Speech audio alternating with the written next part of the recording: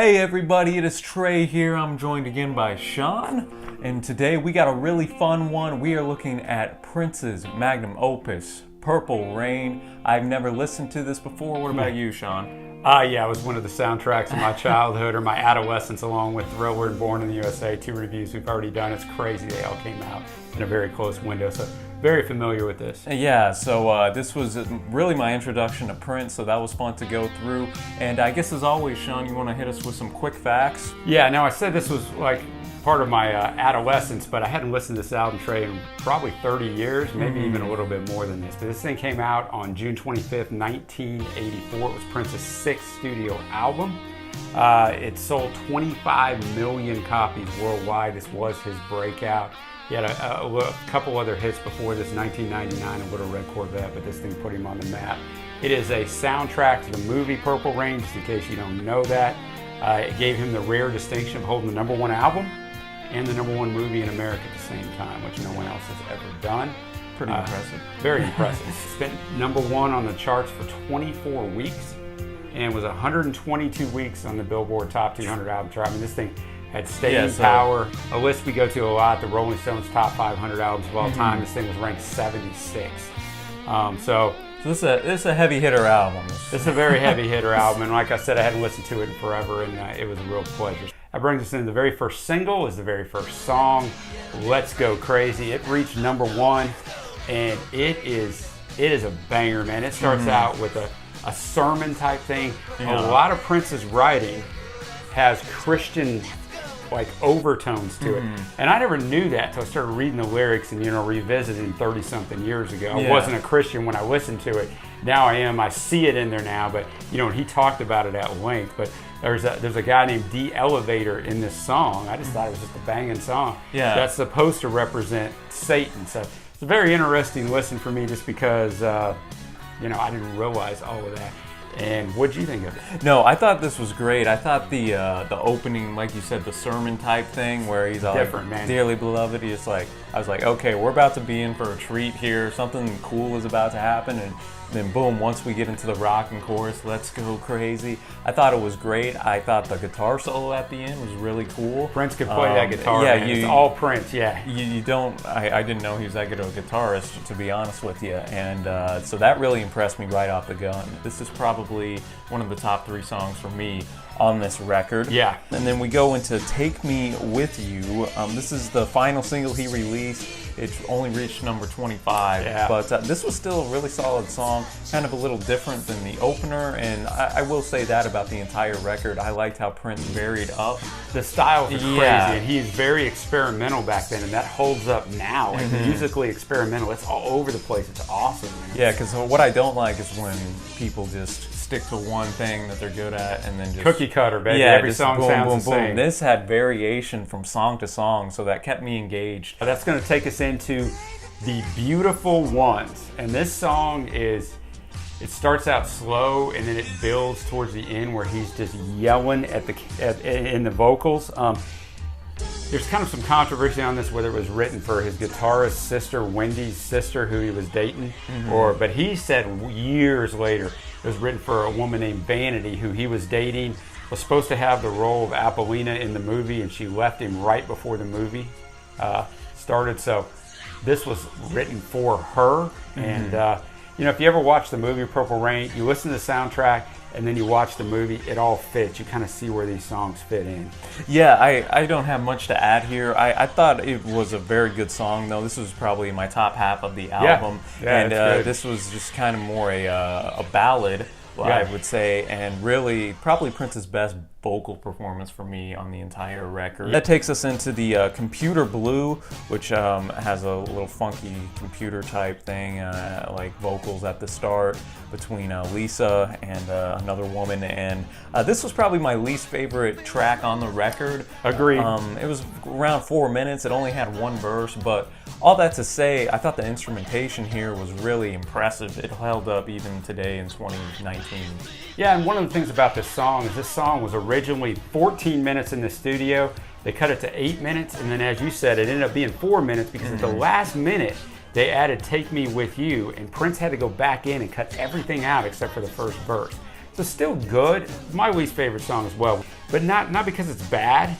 It just, you know, it was missing that something it's extra. Missing something. That's what it's missing. It's half the song. He didn't really have a choice with it. So that's understandable, kind of how. Now it brings us to Darlene Nikki. And I'm going to tell you what this song's about, and then we're going to talk about at the end of this song. This song was very instrumental in changing the face of music and how it's viewed and how it's sold. This song is a song about a girl, Darlene Nikki, who is very sexually bold. And so Prince talks about stuff in there. He mentioned she's masturbating, and that was the key thing that turned this into a bigger deal. A lot of the stuff you read saying that Darlene Nikki might actually be Satan and his sin. It's a song that, like, he has these Christian ethics, but he also has these sexual desires, and this is the song about those two things clashing. So near the end, there's sounds of rain and wind, and then all of a sudden this imperceptible stuff. It's called backmasking. So he uses it more than once in this album. He uses it quite a bit in other albums, but it's playing it in reverse. When you play it in reverse, you see what he's actually saying, and he's saying, "Hello, how are you? Fine, fine, because I know that the Lord is coming soon, coming soon." So a very interesting thing to throw in there. But Trey, Tipper Gore, who is the wife of Al Gore, buys this album for her 11-year-old daughter, comes home, the daughter's playing the album, and all of a sudden she hears this song, and she just freaks out. And 13-year-old me, 14-year-old me is like, "Shut up, Tipper, why are you going after why are you going Prince?" after the legend? But I mean, I have a 12-year-old daughter now, and I understand, like, you know. So this started congressional hearings. They had the list of songs called the Filthy 15, and this was number 1. And this started the parental advisory stickers. So changed music totally. The song was instrumental in a lot of different ways, never even released as a single, but famous. So any thoughts, Trey? I kind of dominated that I mean, combo, I think you kind of touched on it. I thought the clash between his Christianity and his sin. I thought that was a very unique thing, and I thought it was a pretty cool song in that regard. Yeah. And then that takes us into one of his most famous songs, and "When Doves Cry." And I actually had never heard this song before, even though it's legendary. Rolling Stone put it as the number 52 song of all time. So this was a treat for me to listen to. Just unbelievable. And I think even just the title really gripped me, "When Doves Cry," because you think of doves, like that's a peaceful symbol of peace. Well, why are the doves crying? And Prince kind of details in here, maybe I'm just like my father, like my mother, because they kind of combusted at each other and clashed a bunch. Yeah. And so Prince, I think, was wondering is he going down that road from the lyrics in the song? And I just thought the instrumentation here was great. Pretty heavy sonically, just from start to finish. So yeah, it topped the charts for 5 weeks. It was #1 song of 1984. So I loved this song for a while, and then I was so sick of it. Yeah, just playing like song crazy. That I did not want to hear. And the more I listened to this album, and I listened to it like I do all the albums review 15 times probably. Oh my goodness, this song's tremendous. It doesn't have a bass line in it, no bass. So when they played it in concert, it became interesting. But here's an interesting story about this song. The whole album's done. The producer or director of the movie come to Prince and go, "We're lacking something. We need a song for your difficult relationship with Apollonia and your difficult relationship with your parents, something that joins those two things." Yeah. So Prince shuts himself in a studio for 48 hours. I mean, I'm sure he slept, but 2 days in the studio, all by himself. Out comes "When Doves Cry." Every instrument he plays, that's all him. Now, somebody didn't mention at the start of the record, he did that on all his songs. His band, this is the first album where Prince and the Revolution, his band that he toured with, was called the Revolution. But all his songs up to this point, he had recorded everything himself.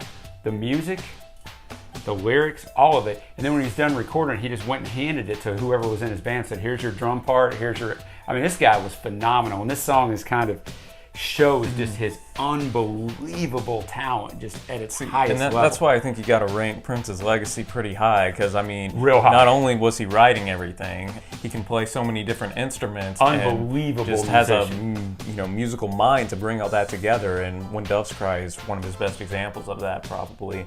And then next up is probably my second favorite song on the record, "I Would Die For You." It kind of has an upbeat, fun type of tone to it. Yeah, it does. But a serious message in the background. sound, and I think Prince's vocals again were really on point. And one thing that's special about Prince that I notice is he has a very special way of conveying his emotions and letting the listener kind of into his personal life in a sense. Yes. And he wanted to convey here a certain emotion and mood, and I could pick that up right away.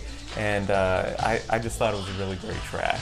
Yeah, I agree with you. I don't really have anything to add to that. Love this song. You kind of summed it up well. Takes us into the next to the last song on this thing, Baby I'm a Star. Once again, recorded live. And I mean, it's just, this song doesn't have a lot of undertones to it. It's about pop stardom. And yeah, he's rising up the ranks. Rising star. And so, I mean, that's kind of what this song is about. It also has backmasking at the beginning and the end, so he's playing with that technique.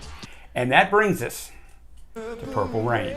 I would say his best known song, even though it wasn't his biggest hit. It got stuck at number 2, but it went to number 1 after he died in 2016. It was re-released. Just tells you the staying power of this song. But I know this is your favorite song. Yeah. I know you love this song, so I'm going to let you. Yeah, no, this is definitely, this is pretty much the only Prince song I knew before coming in here. And even after listening to the rest of the record, this is still my favorite on the entire record. And I honestly think this is one of the best songs ever recorded. I just think the way that it comes together lyrically, musically, just the sound that Prince is able to produce here is just special and something that I haven't heard in music very often. Yeah. And you know, it was ranked up really high, 144 on the Rolling Stones top songs. And man, this thing, like, it's an epic too, and I like songs that are kind of epic. And yeah, I mean, originally it's 8 minutes long on the album, but the single was only 4 minutes. I think it loses something there. And but yeah, like the ending few minutes are just crazy instrumentals, you know, guitar solos, just a bunch of instruments that are just kind of at the forefront. Yeah. And it was just really awesome and a great way to bookend the album, in my opinion. Yeah, and the interesting thing on this song, it's the only one that was written with any help. The Revolution, they said this was the first song they ever helped him record. He had written the music to it, and he sent it to Stevie Nicks, who's one of the lead singers of Fleetwood Mac, and said, "Can you write the lyrics for this?" And she listened to it, she said over 100 times, and she said, "It's too much, it's fantastic, I can't do it." She sent it back. So they were done recording one day in the studio, and Prince just started playing the music and had everybody else join in. And it took about 6 hours, and it just kind of all came together. So it's kind of a crazy thing. That's pretty neat how just something legendary like just sparks like and that. And it won an Oscar in 1985. But it's tremendous. So I guess we're at the point, what's your favorite tracks? Well, yeah, favorite tracks, Purple Rain, I Would Die For You, and Let's Go Crazy, and I'll throw the beautiful ones in there as well. I'll go with all of those. Instead of the beautiful ones, I'll put When Doves Cry. Yeah. We already talked about our least favorite, Computer Blue. And then now, I guess overall score. So this one, I'm gonna go with a strong 8.75 out of 10 on our scale. That borders on album of the year and also a record that we would like to own. So that's kind of where it's at on our scale. I think this was an unbelievable listen, and I'm looking forward to hearing some more Prince. When I listened back to it the first time after it's been 30 years, probably more, I was like, I don't know why I love this album so much. After I listened to it over and over, we're going a 9.0 out of 10, and it's just, man, the more you listen to it, the more you'll appreciate it, the more you'll love it. I guess now we're to our segment of overrated, underrated, properly rated. I'm going to go properly rated. I think this deserves every bit of acclaim that it gets, and I just think it's a classic album.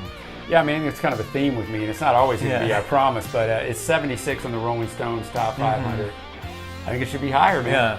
I think this thing is unbelievable. You hit on it. Prince was an unbelievable talent. I have more respect for him now than I used to have, and I used to have a ton of respect for him. He's one of my guys, man, growing up. He had it all. Even the way he track listed everything, just going from one to he had it flowing, and I know the producer of this album, one of his longtime producers, was saying he's just amazed by him because Prince, he said he was the size of a jockey. Prince was a little guy. Yeah. When he talked to you in real life, he was totally very quiet.